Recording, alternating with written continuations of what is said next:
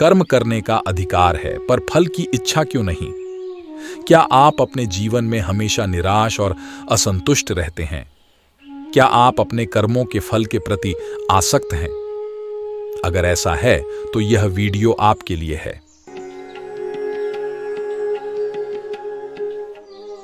हरे कृष्ण मित्रों, आज के वीडियो में हम श्रीमद् भगवद गीता के एक गहन श्लोक की चर्चा करेंगे।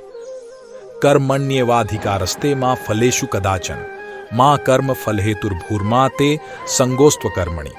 इसका अर्थ क्या है? तुम कर्म करने के अधिकारी हो, फल के नहीं।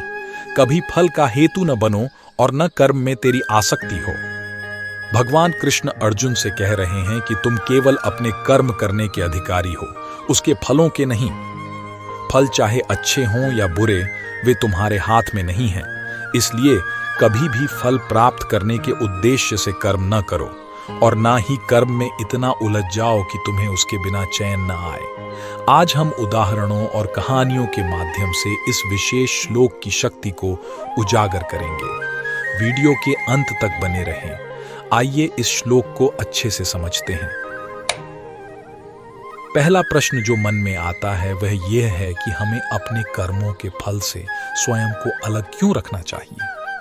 क्योंकि अगर हम अपने कर्मों के परिणामों से जुड़े रहते हैं तो हमें चिंता और घबराहट होने लगती है। यदि हम अपने कार्य के लिए प्रमाण पत्र प्राप्त नहीं कर पाते हैं तो हम निराश हो जाते हैं।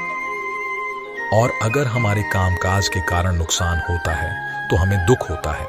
यही कारण है कि हमें अपने आप को कर्मों के फल से अलग कर लेना चाहिए।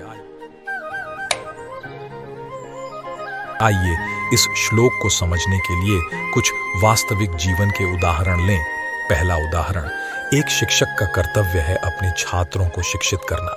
शिक्षक अपने छात्रों को शिक्षित करने के लिए अपना कर्म करता है, लेकिन वह यह सुनिश्चित नहीं कर सकता कि उसके छात्र परीक्षा में उत्तीर्ण हो या नहीं। दूसरा उदाहरण, एक किसान का कर्तव्य है अपनी फसल उगाना। किसान अपनी फसल उगाने के लिए अपना कर्म करता है, लेकिन वह यह सुनिश्चित नहीं कर सकता कि उसकी फसल अच्छी होगी या नहीं। आइए एक और उदाहरण पर विचार करें। एक खिलाड़ी का कर्तव्य अपना सर्वश्रेष्ठ प्रदर्शन करना है। अगर खिलाड़ी जीत के परिणाम से जुड़ा हुआ है तो वह दबाव महसूस करेगा और अपना सर्वश्रेष्ठ प्रदर्शन नहीं कर पाएगा। लेकिन अगर खिलाड़ी निस्वार्थ भाव से खेलता है और परिणामों को भगवान पर छोड़ देता है तो वह आंतरिक शांति और संतुष्टि महसूस करेगा। इस श्लोक से जुड़ी कई कहानियां हैं। आइए सुनते हैं और कहानियों के माध्यम से हम इस श्लोक को समझेंगे। एक बार एक राजा था जो अपने लोगों से बहुत प्यार करता था। वह हर दिन अपने लोगों की सेवा करता और उनका कल्याण सुनिश्चित करता था। एक दिन एक संत ने राजा को बताया कि वह मरने वाला है। राजा इस खबर से बहुत परेशान हुआ। उसने संत से पूछा कि वह अपनी मृत्यु के बाद स्वर्ग कैसे जा सकता है। संत ने राजा को बताया कि उसे कर्म फल से अलिप्त रहना चाहिए। उसे अपने कार्यों को निस्वार्थ भाव से करना चाहिए और परिणामों के बारे में चिंता नहीं करनी चाहिए। राजा ने संत की सलाह का पालन किया और अपने कर्तव्यों को निस्वार्थ भाव से पूरा किया। वह अपने लोगों की सेवा करता रहा और उनका कल्याण सुनिश्चित करता रहा। जब राजा की मृत्यु हुई तो वह स्वर्ग चला गया। उसने भगवान से पूछा कि उसे स्वर्ग क्यों भेजा गया।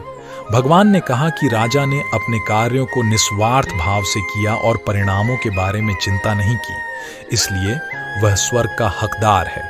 एक बार एक महान संत थे जो कर्म फल से वैराग्य का अभ्यास करते थे। एक दिन वह एक गांव से गुजर रहे थे जब उन्होंने देखा कि कुछ लोग एक गाय को मार रहे हैं। संत ने गाय को बचाने की कोशिश की, लेकिन लोग बहुत क्रोधित हो गए और उन्होंने संत को पीट पीट कर मार डाला। संत के शिष्य बहुत दुखी थे और उन्होंने अपने गुरु के हत्यारों से बदला लेने की कसम खाई। लेकिन संत की आत्मा ने अपने शिष्यों को एक सपने में दिखाई और कहा, उन लोगों के प्रति मेरे मन में कोई द्वेष नहीं है। उन्होंने मेरे लिए जो किया वह मेरा कर्म था। मैंने कर्म फल से वैराग्य का अभ्यास किया था, इसलिए मुझे फल से कोई लेना देना नहीं है। संत के शिष्य बहुत प्रभावित हुए और उन्होंने अपने गुरु की शिक्षाओं का पालन करना जारी रखा। वह समझ गए थे कि कर्म फल से वैराग्य का अभ्यास करना कितना महत्वपूर्ण है। अब जब हमें यह श्लोक समझ में आ गया है, हम अपने कर्मों के फल से स्वयं को कैसे अलग कर सकते हैं। अपने कार्यों को निस्वार्थ भाव से करें। अपने कार्यों के परिणामों के बारे में मत सोचो, बस अपने कर्तव्यों को पूरा करने पर ध्यान दें। परिणामों को भगवान पर छोड़ दें। अपने कार्यों के परिणामों को नियंत्रित करना हमारे हाथ में नहीं है, इसलिए उन्हें भगवान पर छोड़ दें। अपने कार्यों में भगवान का ध्यान रखें। अपने कार्यों को भगवान के लिए करें। इससे आपको अपने कार्यों के परिणामों से जुड़ने से रोकने में मदद मिलेगी। अंत में भगवद गीता का यह श्लोक हमें अपने कार्यों के प्रति निस्वार्थता और वैराग्य अपनाने के लिए प्रोत्साहित करता है। यह हमें सिखाता है कि जीवन की यात्रा मंजिल से अधिक महत्वपूर्ण है। निस्वार्थ भाव से और फल की आसक्ति के बिना कार्य करके हम तृप्ति और आंतरिक शांति पा सकते हैं। हमें उम्मीद है कि इस वीडियो ने आपको भगवद गीता के इस श्लोक को समझने में मदद की है। यदि आपको यह वीडियो अच्छा लगा हो तो कृपया भगवान कृष्ण की अधिक आध्यात्मिक शिक्षाओं के लिए हमारे चैनल को लाइक, शेयर और सब्सक्राइब करें। आज हमसे जुड़ने के लिए धन्यवाद।